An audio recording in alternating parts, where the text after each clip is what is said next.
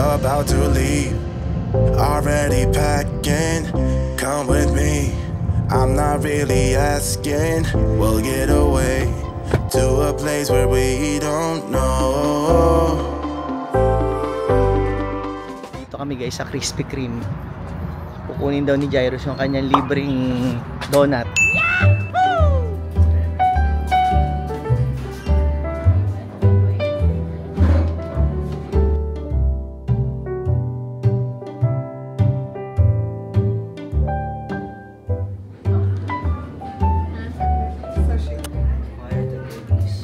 Yay! Let's go! Kasi yung classmate daw ni Jairus, sinabi sa kanya na kapag may A ka na grade, pwede kang kumuha sa Krispy Kreme, may libre kang donut up to 6 pieces. Meron siyang 6. Si Asha din, meron din siya 6. So, tig-6 sila. Pero bumili din kami ng 6 pa. Kasi nahihiya kami. Parang kabubukas pala, buena mano kumuha kami ng puro libre. Tapos yun, bumili kami 6. Mahal din na, isang ganito, $20 yung 6 na piraso. So, ibig sabihin, nakalibre yung dalawa ng tig $20. So, may $40 kami. Last month pa nangungulit si Jairo. Sabi, punta tayo ng Krispy Kreme. Medyo malayo-layo sa amin to, mga 35 minutes din sa bahay. Kagagaling lang namin actually ng simbahan. Tapos, dumiretso na kami rito kasi medyo malapit. Gusto lang nila itong plain na glaze lang. Yun lang kinuha namin. So, 2 box na ganito. Libre. Good job, kuya. Thank you.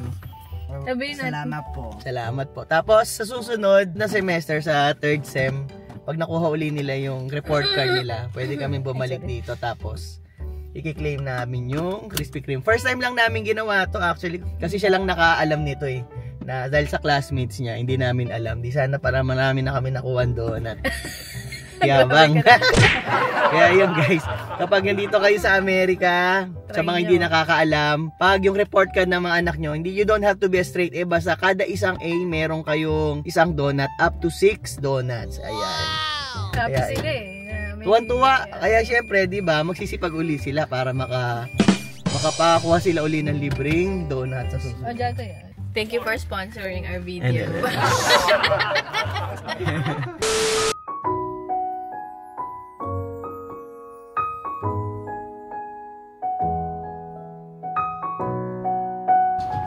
Ayun guys, dito kami sa Stockton, California. Si Jairus tutugtog sa County Honor Band. Yay! Look at Jairus. Ito yung dalawang kasama kong magaganda. Siyempre.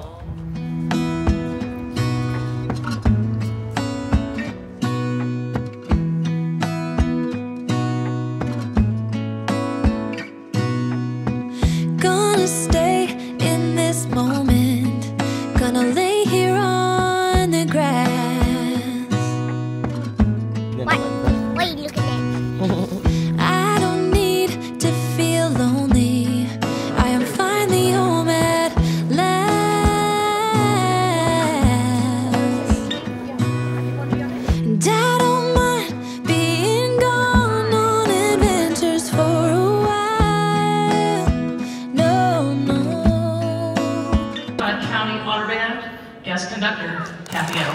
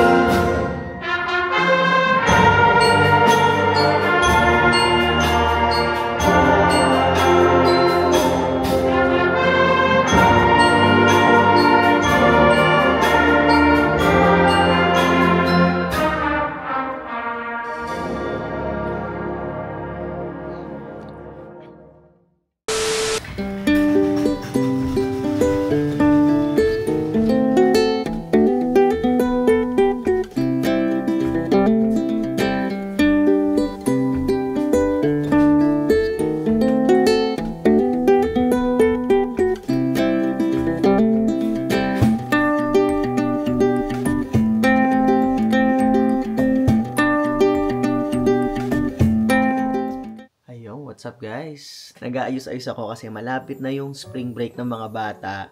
And sana magsosokal kami, Southern California. Kaya lang nagbago yung isip namin. Kasi this time, susubukan naman naming mag-camping. Ayun.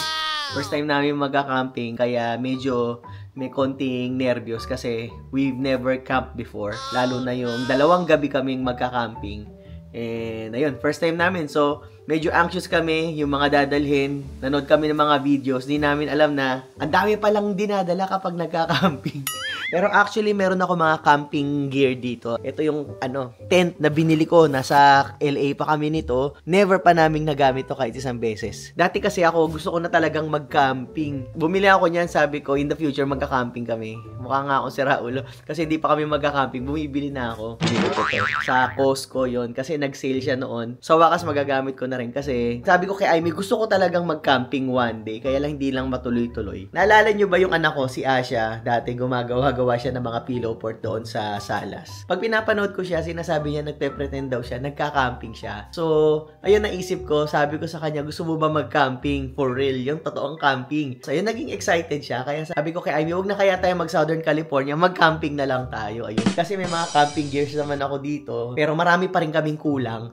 Kaya, ayun, nag-ready ako. Next week, yun ang gagawin namin, magka-camping kami. Instead na pupunta kami ng Sokal. Ayun. Medyo medyo kinakabahan lang ng konti kasi medyo malamig dun sa pupuntahan namin. April kasi kami pupunta, tapos medyo malamig pa dun. Tapos magte-tent lang kami. This time, hindi kami magkakabin. Kaya, yun, medyo ninervous ako. Baka hindi kasi magustuhan ng bata. Tsaka, baka ginawin sila masyado, kaya kailangan mag-ready kami. So yun guys, tinitingnan ko lang kung ano yung mga camping gears na meron na ako. And then, ayun, meron din ako mga dito eh. Ito yung maliit na propane tank guys, oh. Cute. Dadali natin ito. Yung ganito. Alam nyo yung pag nag-ano kayo, yung Korean barbecue. Na pero di ko dadalhin ka, masyado mabigat. Cast iron. Ito pa to.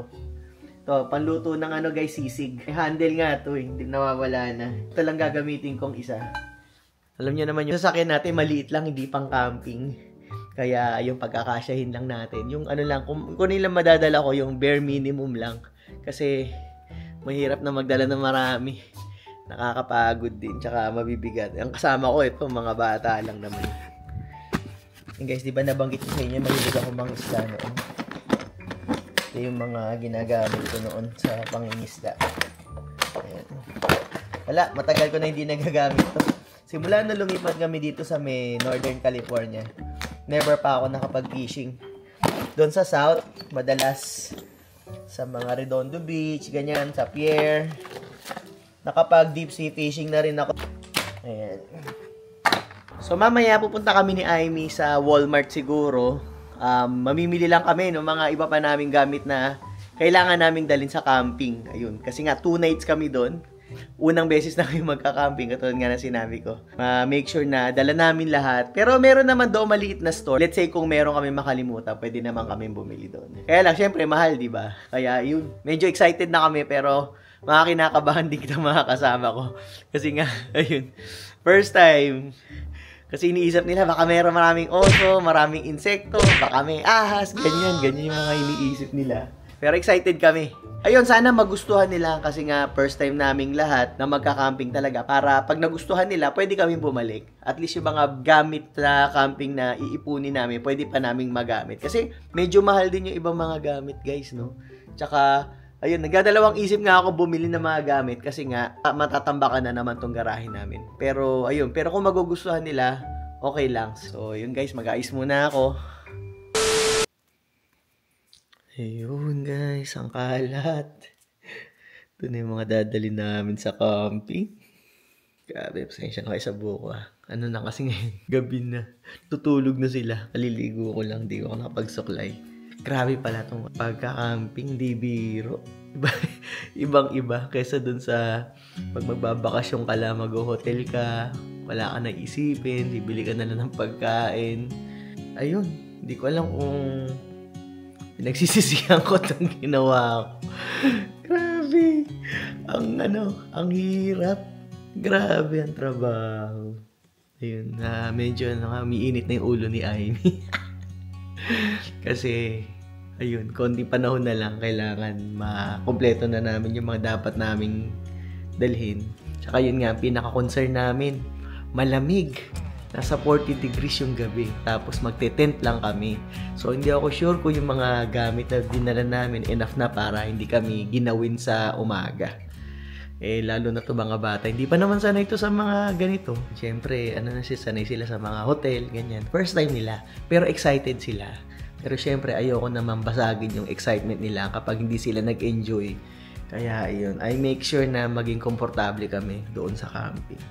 So, yung mga, nga pala sa inyo, yung mga madalas mag-camping dyan, ano ba yung mga maisasuggest nyo na kailangan naming dalin? Marami na ako napanood na videos, pero feeling ko kulang pa rin. Parang, I'm still missing something eh. Panahon ba naman kami? So guys, ganito na lang muna yung vlog natin. Maiksi lang. Kasi medyo busy talaga kami sa trabaho, tsaka yun nga, sa paghahanda namin dito sa darating naming camping. So yun, magpapaalam na po ako. Maraming salamat po sa laging panonood. At yun, sana po nag-enjoy kayo. Please, pakihit naman po yung like button at kita-kita po tayo ulit sa camping na. Sometimes I just don't know what to do. It should have been you.